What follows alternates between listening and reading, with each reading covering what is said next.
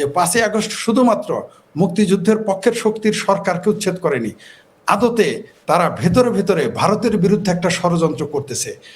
আপনি দেখেন এই গত রাতে এত তাড়াতাড়ি এই যে হাজার হাজার লোক কোথা থেকে আসলো, আপনি দেখেন তাদের যে চেহারা, তাদের যে লেবাস, তাদের যে বক্তব্য, তাদের যে স্লোগান, তাদের যে আচরণ এবং তাদের যে যে ভূমিকা, প্রত্যেকটাই প্রমাণ করতেছে যে এগুলো পরিকল্পিত, এদের পেইড বাহিনী কোথাও না কোথা থেকে। এরাদের কোনোদিন আমরা রাজনীতিতে দেখি নাই এরকম চেহারা, এইরকম অবস্থা। এই যে যেটাকে আপনি মব বললেন, আসলে মব সন্ত্রাস, এই যে মব সন্ত্রাসের মাধ্যমে, মব মানেই তো সন্ত্রাস, এই যে মব সন্ত্রাস তারা করতেছে, আপনি দেখেন এর আগে যে তাদের আমরা ডাস্টবিন শফিক বলি, যিনি ডক্টর ইউনূসের প্রেস সচিব, তিনি বলেছেন যে মব ভায়োলেন্স বলা যাবে না, এটাকে প্রেশার গ্রুপ বলতে হবে, ইত্যাদি ইত্যাদি। তারা বিভিন্ন বক্তব্য দেওয়ার মাধ্যমে তারা এই বাংলাদেশের এই সন্ত্রাসগুলোকে, এই সন্ত্রাস বাহিনীদের তারা পৃষ্ঠপোষকতা করে আসছে।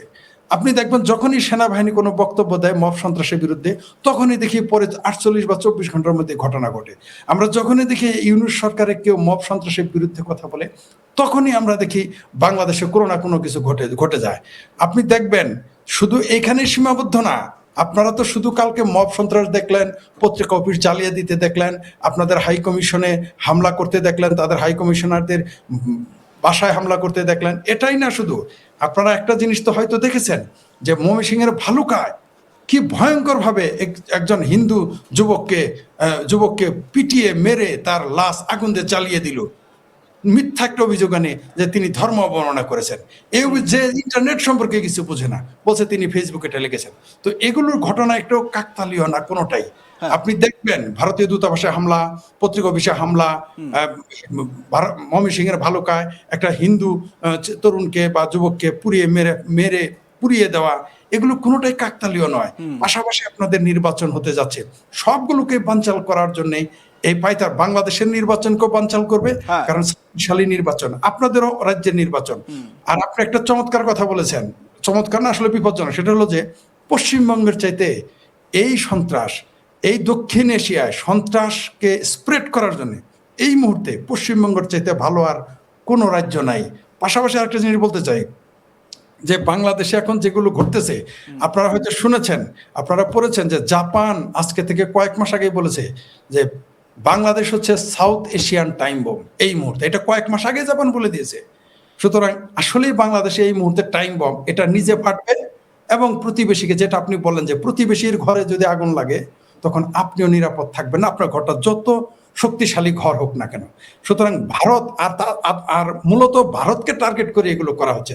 আপনি নিশ্চিত থাকেন, একদিকে তারেক রহমানকে ভয় দেখানোর জন্য বিএনপির ভারপ্রাপ্ত চেয়ারম্যান যাতে বাংলাদেশে না ঢুকতে পারে, এটা একটা ভয়, বিএনপিকে প্রেসারে রাখা, এমনকি মুক্তিযুদ্ধের পক্ষের যে রাষ্ট্র আমাদের। ফরিদ সাহেব, আমি আপনাকে একটু এখানে বিরত করছি আপনার কথা থেকেই।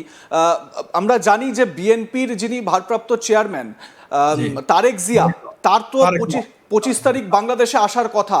তিনি পুরো একদম নিজে ফ্রন্টে থেকে বিএনপিকে তিনি লিড করবেন, এই রকম একটা প্ল্যানিং বিএনপির তরফ থেকে নেওয়া হচ্ছে। তারেক জিয়া কি আদৌ আসতে পারবেন বাংলাদেশে? কোনো রকম সম্ভাবনা, এই যে ওসমান হাদির মৃত্যুকে কেন্দ্র করে যে উত্তেজনা তৈরি হলো, তারেক জিয়ার আশা কি পুরোপুরি বন্ধ হয়ে গেল এই মুহূর্তে? আসলে তো তারেক রহমানের আশা আগেই অনিশ্চিত ছিল, ঘোষণা দিলেও আপনি যে নিশ্চিত তা আপনি কিভাবে মনে করেন? আপনি দেখেন মাহমুদুর রহমান, যিনি আমার দেশ পত্রিকার সম্পাদক, অত্যন্ত মানে একেবারেই পাকিস্তান প্রেমী, যে ব্যক্তিটি সরাসরি বলেছে যে 25 তারিখের মধ্যে যদি শেখ হাসিনাকে আপনারা, অর্থাৎ ভারত সরকার যদি বাংলাদেশের কাছে হস্তান্তর না করে, এই কেন করবে না, এই জন্য তার আলটিমেটাম দিয়েছে। আপনি দেখেন মির্জা ফখরুল সাহেব যখন বললেন তারেক রহমান 25শে ডিসেম্বর আসতেছে, তখনই কিন্তু তারা এই ঘোষণাটা দিলেন। তারেক রহমানের মূলত এগুলো ঘটনা আমি তো বললাম শুরুতে, যেটা হচ্ছে তারেক রহমানকে ঠেকিয়ে দেওয়ার জন্য, মানে যাও সম্ভাবনা ছিল 25 তারিখ আসার, এই সম্ভাবনাটাকে নস্যাৎ করে দিয়েছে। এমনকি তারেক রহমানের যে স্ত্রী, তিনিও সম্ভবত 20 তারিখে লন্ডনে ফেরত যাচ্ছেন। তো এগুলো সিমটম দেখে আমরা বলতে পারি তারেক রহমানের বাংলাদেশে আসা, তার বাংলাদেশ এয়ারপোর্টে আসা, বাংলাদেশে আসা একেবারে অনিশ্চিত হয়ে গিয়েছে। মানে আগের সম্ভাবনা কম ছিল, এখন জিরো হয়ে গিয়েছে। আমরা এটা স্পষ্টভাবে দেখতে, আর জামাত এটাই চাচ্ছে, কারণ বাংলাদেশে যদি আওয়ামী লীগ সরকার আসলে তো বা মুক্তিযুদ্ধের পক্ষের সরকার আসলে এরা তো এদের অস্তিত্ব বিলীন হয়ে যাবে। আর এমনকি বিএনপিও যদি ক্ষমতায় আসে বা বিএনপির তারেক রহমান যদি এখন বাংলাদেশে আছে, হ্যাঁ। এই যে মুক্তিযুদ্ধ বিরোধী মৌলবাদী শক্তি তারা একটু চাপে পড়বে, সেই জন্য তাকে ঠেকিয়ে রাখার জন্য ঠেকিয়ে রাখার। আমি আরো বিস্তারিত এই বিষয়ে আপনার কাছে আসবো, জানার চেষ্টা করব। তবে এই মুহূর্তে আমাদের পরবর্তী আলোচনায় যেতে হবে। পরবর্তী আলোচনাটা কি? সেটা হচ্ছে যে এই মুহূর্তে বাংলাদেশের যা অবস্থান সেটা পুরোপুরি তারা ভারত বিরোধী, এবং ভারতকে কিভাবে উত্তপ্ত করা যায়, ভারতকে টুকরো করা যায়, প্রকাশ্যে সেই কথাবার্তা বলা হচ্ছে। ঠিক এই জায়গা থেকে দাঁড়িয়ে ভারত কি চুপ করে থাকবে? ভারত কতদিন শুধুমাত্র সহ্য করে যাবে? এটাও ঠিক যে ভারত এটা স্পষ্ট করেছে যে ভারতের সার্বভৌমত্বে যদি আঘাত আসে তাহলে ভারত চুপ করে থাকবে না। সমালোচক আমার সঙ্গে এতক্ষণ ধরে কথা বলছিলেন।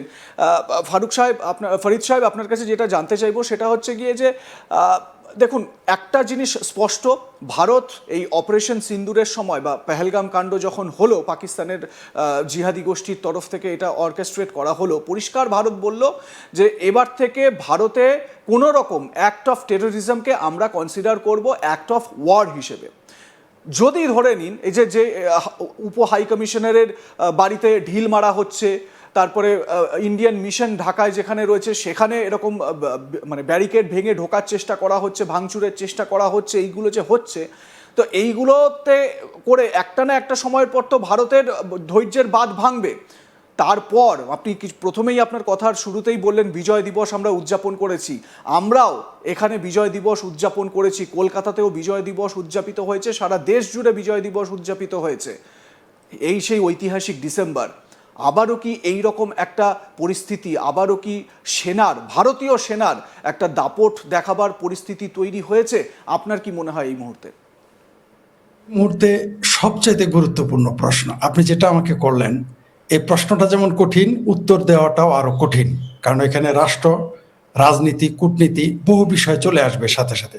কিন্তু বাস্তবতার পরিস্থিতি হচ্ছে, জামাতের নেতা আপনি শুনে থাকবেন যে জামাতের নেতা তো স্পষ্টই বলেছে তারা দোয়া করতেছে ভারত যেন আক্রমণ করে। তার মানে কি, এরা চাচ্ছে যে আপনারা যাতে সত্যি সত্যিই বাংলাদেশে আক্রমণ করেন, কারণ তাহলেই তারা প্রমাণ করতে পারবে যে এই যে দেখো ৭১ সালে যে মুক্তিযুদ্ধ হয়েছিল ভারত তার নিজের স্বার্থে করেছিল। এই বক্তব্যটা দেওয়ার জন্যই, এই কথাটা বলার জন্যই তারা আপনাদেরকে উস্কাচ্ছে। আরেকটা কারণে উস্কাচ্ছে যে যাতে বাংলাদেশে এই মুহূর্তে ভারতের সাথে যদি যুদ্ধ হয়, সংঘর্ষ হয়, বাংলাদেশের মানুষ দুর্ভিক্ষে কবলিত হবে, বাংলাদেশের মানুষ অর্থনৈতিক কষ্টে যাবে, বাংলাদেশের অর্থনীতি ধ্বংস হয়ে যাবে, রাজনীতি ধ্বংস হয়ে যাবে। তখন তারা প্রমাণ করবে এই যে দেখো ৭১ সালে স্বাধীন হয়েছিল সেটা ভুল ছিল। আর আপনি যেটা বললেন যে ভারত আক্রমণ করবে কিনা, আমি যতদূর ভারতকে স্টাডি করেছি, ভারতের ইতিহাস পড়েছি, ভারতের রাজনীতি পড়েছি, ভারতের রাজনীতিবিদদের পড়েছি, স্টাডি করেছি, আমার মনে হয় ভারত কখনোই অন্তত বাংলাদেশকে আগে আক্রমণ করবে না। কিন্তু যদি বাংলাদেশের পক্ষ থেকে কোন রকম সরাসরি সন্ত্রাসী কর্মকাণ্ড বা সামরিক কর্মকাণ্ড চালানো হয় ভারতের বিরুদ্ধে, তাহলে তো অবশ্যই ভারত